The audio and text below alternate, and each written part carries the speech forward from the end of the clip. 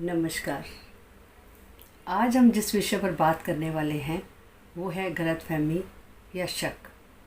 गलतफहमी या शक एक बार हो जाए तो कई रिश्ते बर्बाद हो जाते हैं, कई ज़िंदगियां तबाह हो जाती हैं, कई बार तो आदमी सुसाइड भी कर लेता है। तो ये गलतफहमियां होती क्यों हैं? गलतफहमियां या तो खुद ब खुद हमारे दिमाग में जो चल रहा होता है उसका ही प्रतिरूप होती हैं, या फिर कोई तीसरा आदमी दो आदमियों के बीच में गलतफहमी डाल देता है।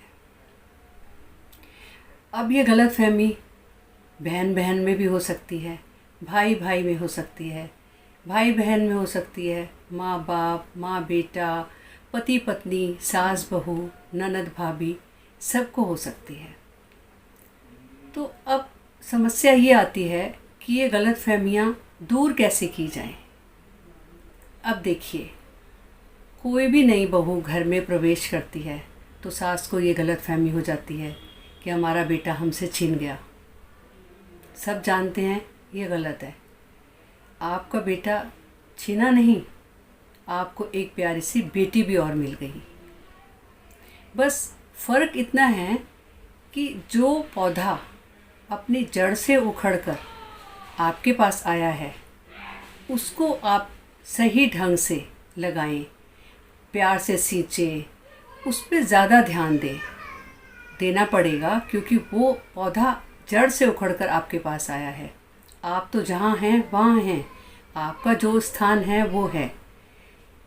तो उस पौधे को अगर थोड़ी अच्छी सी देखभाल मिलने लग जाती है तो सभी को ये लगता है, बहन को लगता है भाई अब भाभी की ज़्यादा केयर करता है, सास को लगता है माँ तो बेटा तो गया हाथ से।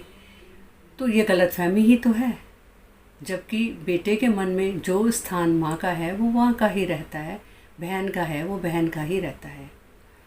तो ये गलतफहमी का शिकार होते ही सास बहू का रिश्ता ख़राब होने लगता है।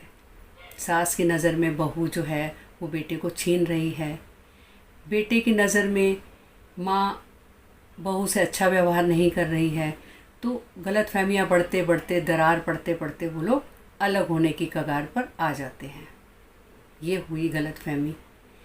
अब कई बार पति पत्नी में गलतफहमी हो जाती है, शक हो जाता है।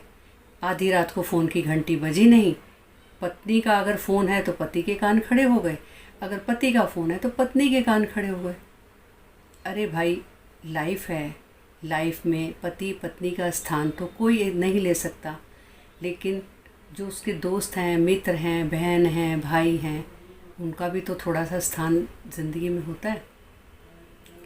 तो हमें कोई भी कदम उठाने से पहले आपस में बैठकर समझ लेना चाहिए कि ये क्या है। बताइए, ऐसी बात है, अगर हम आमने सामने बात करके बात को समझ के निपटा देंगे तो एक तो समाज में हमारी हंसी नहीं होगी, दूसरा आपस में जो हमारी एक दूसरे की इज़्ज़त है वो नज़रों से नहीं गिरेंगे, क्योंकि हमने एक दूसरे को समझना शुरू करा, हमने गलतफहमी का जो कारण है वो निकाल दिया।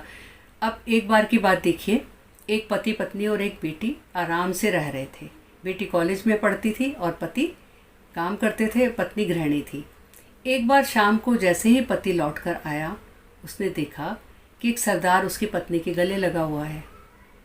अब उसने ये देखना ही नहीं चाहा कि अंदर जाकर कि ये कौन है, कहाँ से आया है, नहीं, वो सीधा गया अपने कमरे में और अपनी पिस्टल निकाल के ले आया। अब वो जैसे ही पिस्टल निकाल के उस रूम में आया तो वो दोनों सरदार और जो उनकी पत्नी थी बैठे हंसी मजाक कर रहे थे। तो वो ये देखकर चौंक गया कि वो सरदार और कोई नहीं, उनकी अपनी ही बेटी थी जो कॉलेज में ड्रामा में पार्टिसिपेट करके आई थी और अपनी खुशी जता रही थी।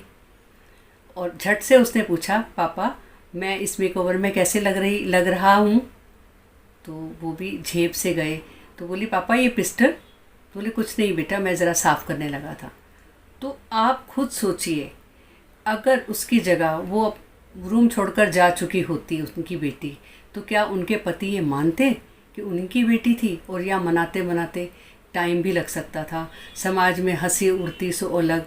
अगर ईश्वर ना करे कोई अनहोनी हो जाती तो उनका बसा बसाया घर बर्बाद हो जाता।